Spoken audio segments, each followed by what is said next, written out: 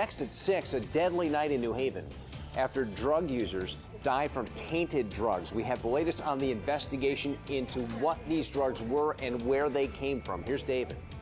Yeah, Darren, we're looking at what we do know about the drug and why it's being called an unprecedented risk. Tonight, we'll show you why state leaders expect it to be tied to even more deaths. And Connecticut representatives say another sit-in could be in the works. We talk with lawmakers about their push for gun control coming up at 6.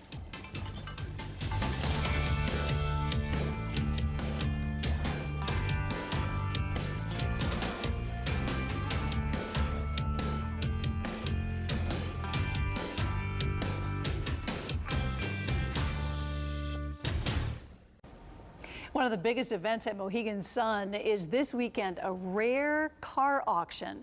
News 8's Ryan Christopher got to see some impressive rides today, cruising in Connecticut. So we have very rare cars here. This is a Shelby KR convertible, 67 Corvette, 435 horsepower.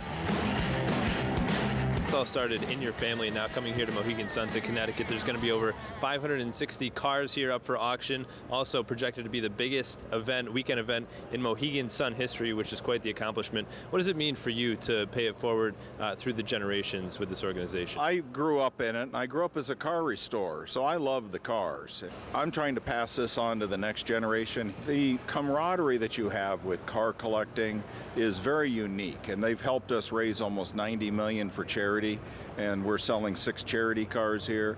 But the outpouring from people that just love what we do and the enthusiasm. First year, we've pretty much filled Mohegan Sun, so. How about a lot of the celebrities that come out? Do you have a favorite celebrity that you like to see when they come out to the events?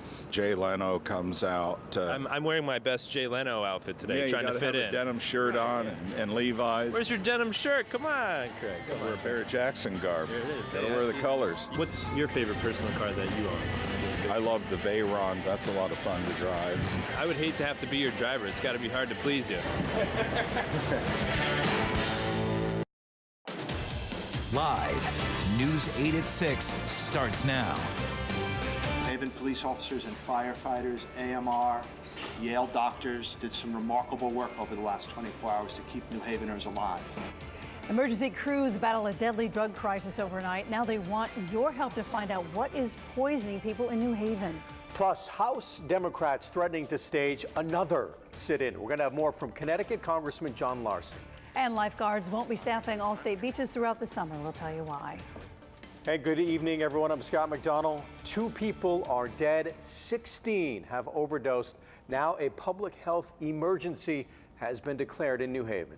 I'm Ann Nyberg. This happened in a 12-hour period. Investigators and medical personnel now trying to figure out where the drugs came from and just what was in them that caused these reactions. News 8's Jackie Slater is live outside of police headquarters. Jackie?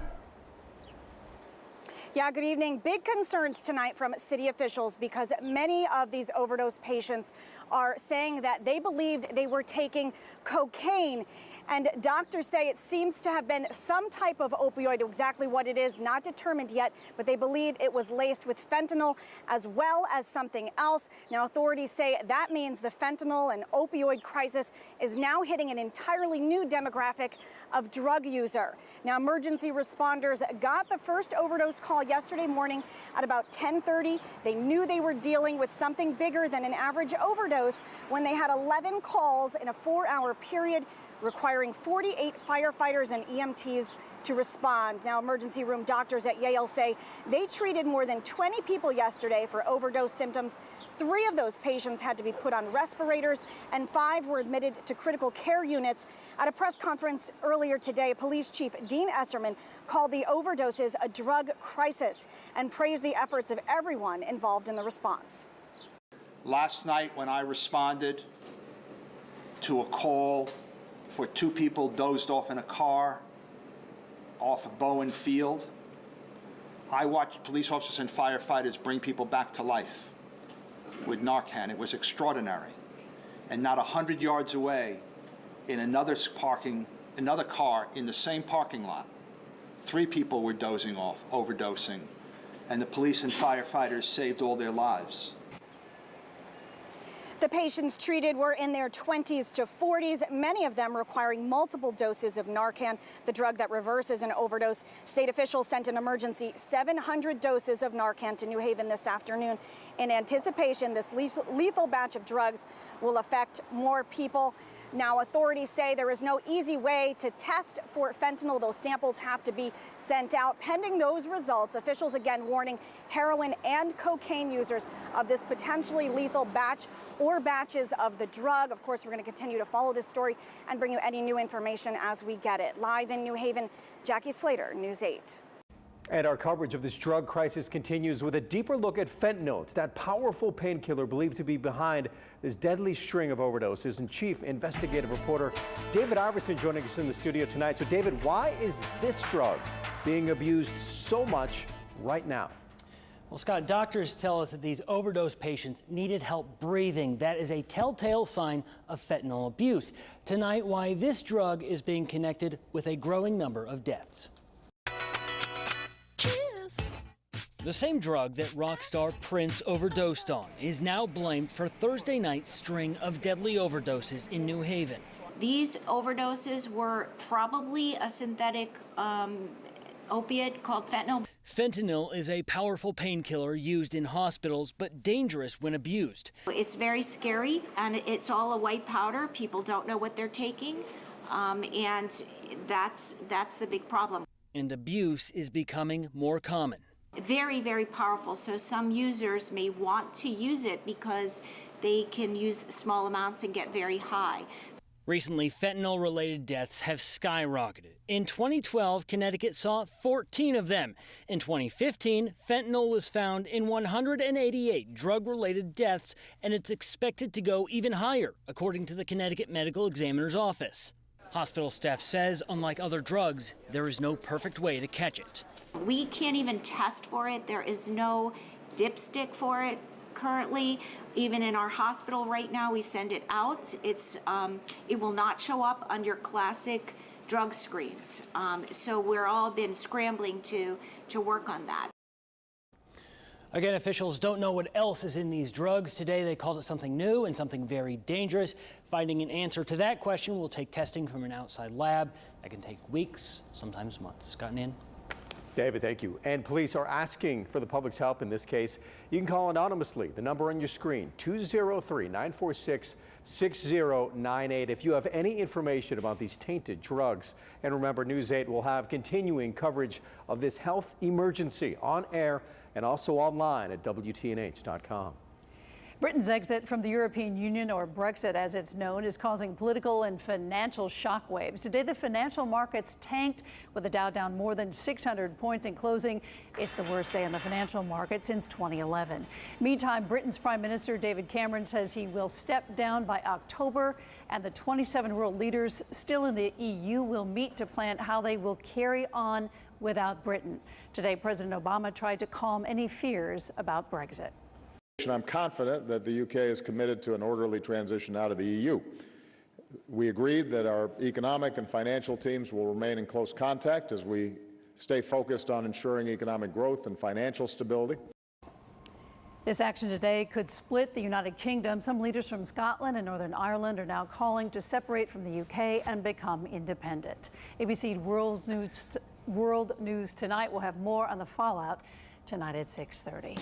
What we're watching tonight, the ringleader of the congressional sit-in at the U.S. House of Representatives say they may do it again when Congress comes back from recess next month. Connecticut Congressman John Larson says he knows it broke the rules, and he and other members of Connecticut's delegation were united on trying to move forward on gun control measures that many Americans want.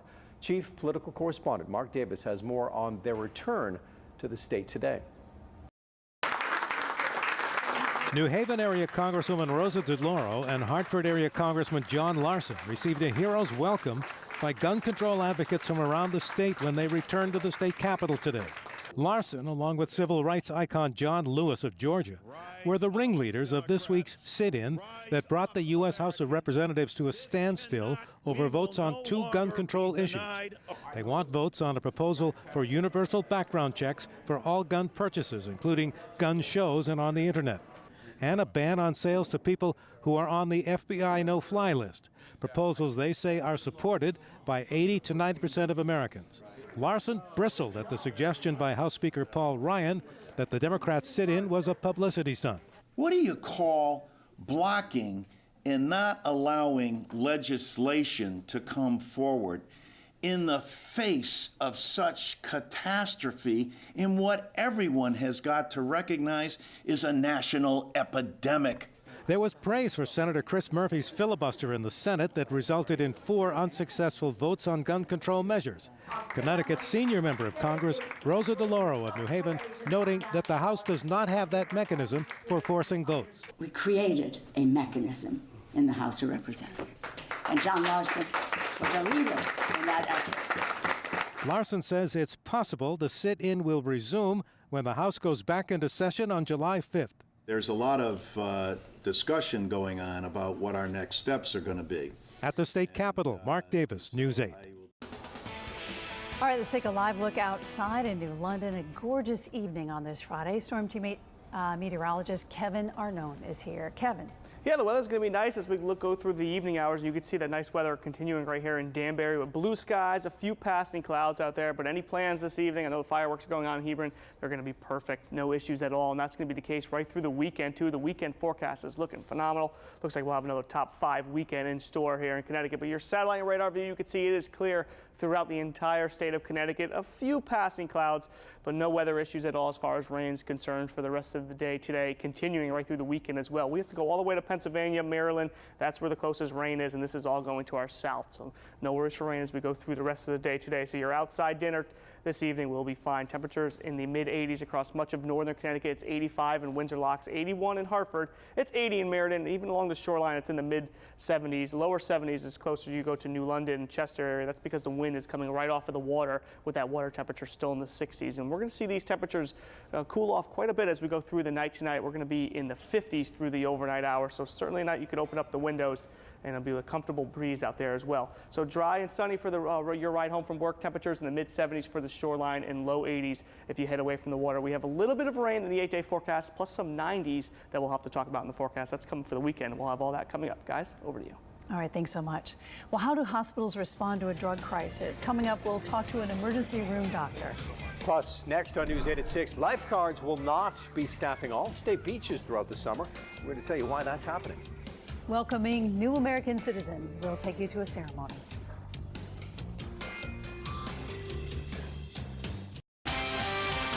New tonight at 6, lifeguard cuts at state beaches due to budget woes. Hammonasset Beach will only staff lifeguards Wednesday through Sunday after the 4th of July. Lifeguards in state park hours will be cut at other parks and beaches, some even closed in an effort to save some money. And to find out what other parks are affected, you can get all that information at our website, WTNH.com. You honor the United States in joining those of us who already are citizens because you decided to give up your citizenship and your allegiance to your countries of origin. You personally chose to become United States citizens. 26 people were sworn in as U.S. citizens today. People from 19 different countries, including Bangladesh, Peru, South Korea, Egypt, can now call themselves Americans. The ceremony taking place at the International Festival of Arts and Ideas in New Haven. Each person lives around the state, including East Haven, Enfield, Middlebury, and New Haven, to name a few. A drug crisis in New Haven after 2 deaths and more than a dozen overdoses. Up next, we're going to speak with a medical expert on how hospitals deal with these kind of emergencies. First, Kevin. All right, temperatures in the 70s to the 80s right now. We're going to see 90s in the 8-day forecast and a little bit of rain to talk about, too. We'll have all that coming up. We're taking a live look right now in Danbury. Not too bad out there. We'll be right back.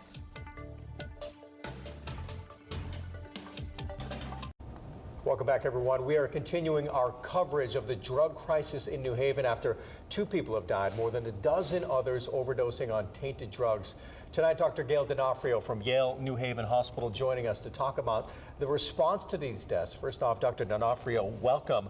I wanted to start off by asking you, help us understand exactly what a public health emergency means. Sure. A public health emergency is just that. It's that the health of the public is at risk. And nothing really exemplifies that than what happened last night.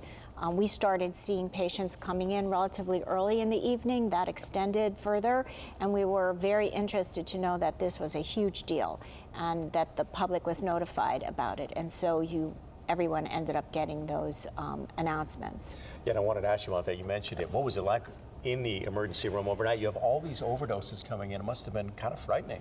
Well, it was. My staff is there and we're prepared. So that's what emergency departments do.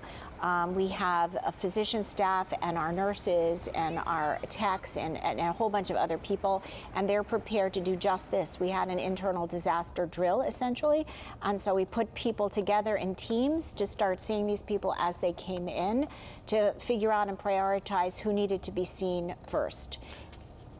Well, I wanted to talk to you about the effect. We know that this kind of does a lot of damage to the lungs. This is a difficult but really kind of a poignant example that if you buy and take drugs off the street, you really have no idea what you're taking or what you're putting into your body. Exactly. We're not sure what this drug was. We know that it wasn't general heroin that people think of as heroin. It was some type of a synthetic drug that acts like an opiate so that it responded to Narcan, but not well, the antidote to an opioid. So we had to give the pre-hospital personnel, the fire, and all who did a phenomenal job were running out of Narcan. They were giving so much. And then when they came to the emergency department, if they survived, they were awake, but then they had trouble with breathing and their lungs. And so this has created not only respiratory problems, but renal problems. And we don't know what it is. There is some synthetic opiate-like substance with something else in it that did this, and we're just asking everybody to be very careful. These drugs are not approved by anybody or tested by anyone, and for any drug user out there, please be careful. We'd love you to come in for treatment. Yeah, and that's one thing that I wanted to ask you about, because I know that you've had a response from family members who have loved ones who are addicted, reaching out to see how they might be able to get some help. Yes, the phones have been off the wall in terms of our community service providers. So at our foundation, at our Cornell Scott locations and Grant Street and SCRC, we've had lots and lots of calls come in. We're able to help them. We're able to help anyone who wants to come to the emergency department. We have Project Assert, who are health promotion advocates, who will actually help connect you right there and then, and we can help save some lives if people will come to us first. Okay, good to know. Dr. Gail D'Onofrio, Yale New Haven Hospital. That's it from here, and we're going to send it back to you. Thank you so much, and thanks to all the first responders who saved lives last night. All right, we're going to check out the weather now for the weekend, Kevin, and it's looking pretty darn good. Yeah, it's looking nice. We'll call another top 5 weekend. Gorgeous sunshine, low humidity, and we have a little bit of rain in the 8-day forecast, so we'll have that coming up. But no issues as we go through the rest of the day today. You can see a live look right now in New Haven. It is absolutely gorgeous outside, and there's temperatures across the state in the 70s to around 80 degrees across much of Connecticut. You can see it's 80 in Canton and the 70s along the shoreline with the wind coming off of the water. So that's why Clinton's down to 71 already, Pawcatuck at 72 degrees, and it's not going to be any issues as we go through the rest of the evening. You can see on our wheel of weather, nothing going on really as we go through the night tonight. Some clear skies, 69 to 72 by 9 p.m. and then by 11 o'clock we'll cool things off to the mid 60s as we go to tomorrow morning. A cooler start in the 50s statewide, but by 7 o'clock we'll warm things up to the low 60s, and going into the afternoon we'll be in the 80s by 11 a.m. and going into the upper 80s as we go towards the afternoon. So tonight cooling down, no weather issues at all. The weekend's looking great, 80s, low humidity, and the outdoor plans should be fine this weekend. And next week we're going to watch Tuesday for some rain. Otherwise, it's pretty dry as we go through the 8-day forecast. Going on a boat tomorrow should be fine. Seas about 1 to 2 feet. High tide time comes between 2 and 4 p.m. So no issues at all. If you're headed to the golf course as well, we have a cooler start with temperatures in the 60s, but as we go towards the afternoon, we'll be in the mid 80s with lots of sunshine. So make sure you wear the sunscreen. Your satellite and radar view, no weather issues right now. Clear skies through much of Connecticut. We have to go all the way down to Pennsylvania to see our closest rain. This is all going down to our south over the next couple of hours, so we won't see any rain with this storm at all. As we go through the weekend forecast, you can see nothing really going on right through Saturday. Clear skies to start the day, a cooler start. A few passing clouds for the afternoon, but temperatures getting into the 80s. And as we go overnight Sunday, you can see nothing really going on for Sunday morning as well. Wind still coming off of the water as we go towards the afternoon. A few passing clouds. Sunday is going to be approaching 90s. We head away from the water. So tonight, pretty quiet, 53 to 59. Comfortable with northeast winds, about 5 to 10 miles per hour. And as we go into the day tomorrow, top 5 weather day, 80 for the shoreline, upper 80s away from the water. Lots of sunshine with that low humidity as well. Northeast winds about 5 to 10 miles per hour. And take a look at your 8-day forecast. Saturday, Sunday looking great. Low 80s for the shoreline, getting into the upper 80s as we head away from the water. Monday, we'll have to go up a little bit in humidity with temperatures getting into the low 90s for the inland communities, and we'll watch for some rain coming on Tuesday in the form of some thunderstorms. And boy, do we need the rain here in Connecticut. Sure do. So. All right, top 5 weekend according to Kev. Yep. All right. Time for sports. John standing by. Live, this is Sports Edge, sponsored by your local Connecticut Chevy dealers. Well, they liked his versatility and his size for his position. That is why the Oklahoma City Thunder traded for UConn's Daniel Hamilton late last night. Hamilton was selected by the Denver Nuggets with the 56th pick in the NBA draft. He was then shipped to Oklahoma City. Hamilton will need time to develop. He left Connecticut after just 2 seasons with the Huskies, and many thought he left UConn a year too early. Hamilton could end up playing for the Thunder's D-League team next season. New London's Chris Dunn traveled to Minnesota today. The Timberwolves' first-round draft pick, getting familiar with his soon-to-be basketball home. Dunn was taken by the Wolves with the 5th overall pick. He said he expects to contribute sooner than later to head coach Tom Thibodeau's system. Thibodeau is a defensive-minded guy, and one of Dunn's strengths is defense. Last night, we talked to Dunn about playing for Thibodeau, who's from New Britain. So the big question, can a New London guy get along with a New Britain guy? If it was in high school, probably not. But, you know, now we're older, I think, you know, we could gel very well.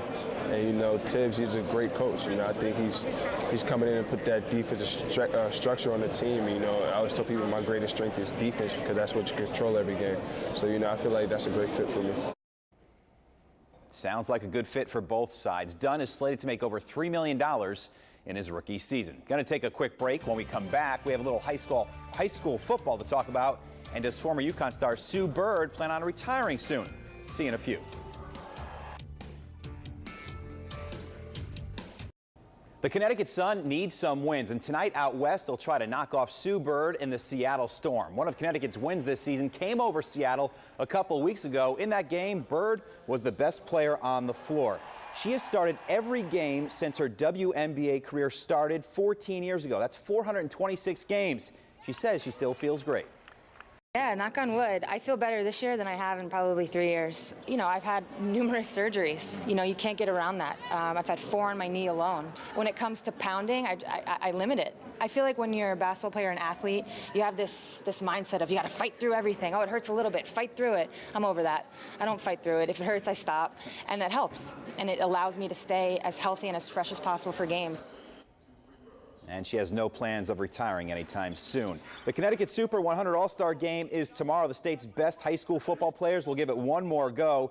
Team Nutmeg against Team Constitution. Team Constitution has been working out and is ready to go. It's been straight, and it limits mistakes, too. Like, a lot of things don't happen because everyone out here is an all-state caliber player, so it's more fun to practice, goes more fluently, stuff like that. We try to make sure when we pick the kids that they came from programs where they were well coached. The game is Saturday at 6, Rentschler Field in East Hartford, home of the UConn Huskies. It's going to be a nice day for that game for sure. Sounds like it, yeah. Kevin's saying it's going to be a top 5 weekend, yeah. Mid-80s on Saturday, upper 80s on Sunday with some high clouds, but it will be low humidity, and that's the good news as we go towards the weekend. Sounds good. That's our time. Thanks for joining us. Have a great weekend. We'll see you later. Good night.